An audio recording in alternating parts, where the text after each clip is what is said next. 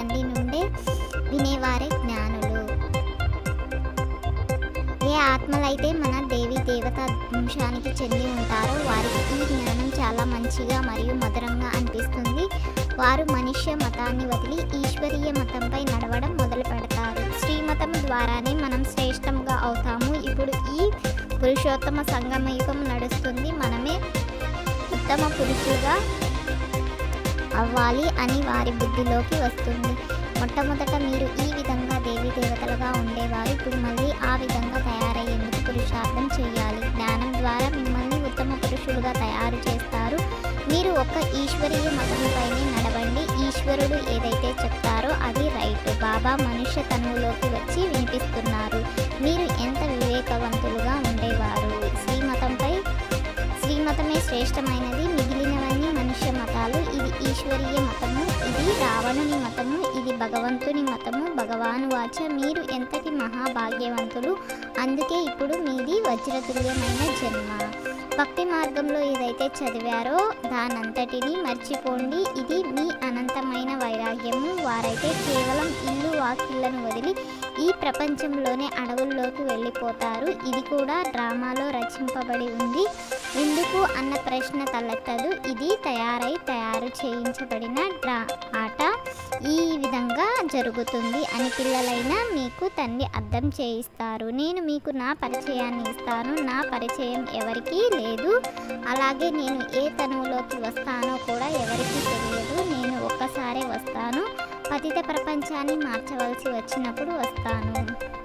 మేము సతో ప్రధానంగా అవ్వాలి అన్న ఈ ఒక్క చింతయే ఉంది. ఫలానా వారు ఇలా ఉన్నారు, వీరు ఇలా చేశారు అన్న ఈ విషయాలన్నింటినీ మర్చిపోవాలి. తండ్రి అంటున్నారు వీటన్నింటినీ వదిలివేయండి. స్వయాన్ని ఆత్మగా భావించండి.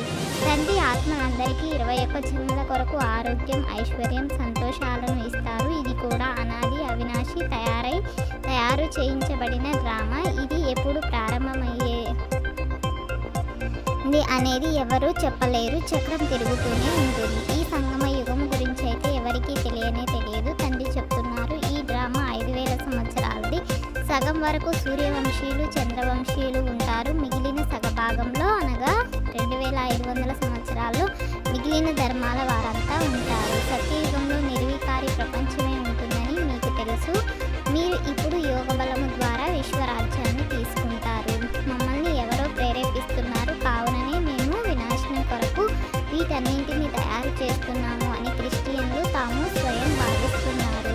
పాత ప్రపంచాన్ని కొత్తగా తయారు చేయడానికి తండ్రి వస్తారు. ఈ ప్రపంచ కాల వ్యవధి ఎంత ఉంది అనేది కూడా పిల్లలైనా మీకు తప్ప ఇంకెవరికీ తెలియదు. లక్షల సంవత్సరాలు అని అనేస్తారు. అవన్నీ అసత్యమైన విషయాలు. మీ నోటి నుండి ఓ భగవంతుడా అని కూడా ఎప్పుడు అనకండి. అది కూడా భక్తి మార్గమే. కలియుగాంతం వరకు భక్తి మార్గం నడుస్తుంది. ఇప్పుడు ఇది పురుషోత్తమ సంగమ యుగము. ఇప్పుడు తండ్రి వచ్చి జ్ఞానం ద్వారా మిమ్మల్ని ఉత్తమ పురుషులుగా తయారు చేస్తారు.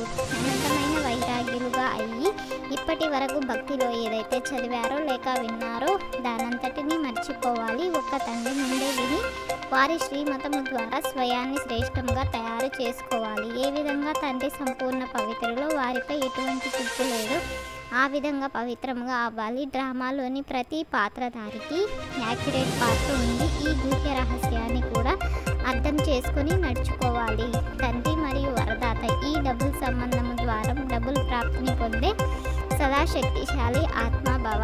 తండ్రి మరియు వరదాత ఈ డబుల్ సంబంధం ద్వారా పిల్లలు ప్రతి ఒక్కరికి ఈ శ్రేష్ఠ ప్రాప్తి అనేది జన్మించడంతోనే లభిస్తుంది. జన్మించడంతోనే తండ్రి బాలకుల నుండి సర్వశక్తుల యజమానులుగా తయారు చేస్తారు. అలాగే వరదాత సంబంధం ద్వారా జన్మ లభించడంతోనే మాస్టర్ సర్వశక్తివంతునిగా చేసి సర్వశక్తి భవ అనే వరదానాన్ని ఇస్తారు. దేహము మరియు దేహముతో పాటు పాత స్వభావ సంస్కారాలు మరియు బలహీనతల నుండి అతీతులుగా అవ్వడమే విదేహిగా అవ్వడం. ఓం శాంతి. ఈ 21 పాయింట్లను 21 జన్మల కోసం ధారణ చేసి లైక్ చేసి షేర్ చేసి తప్పకుండా సబ్స్క్రైబ్ చేయండి.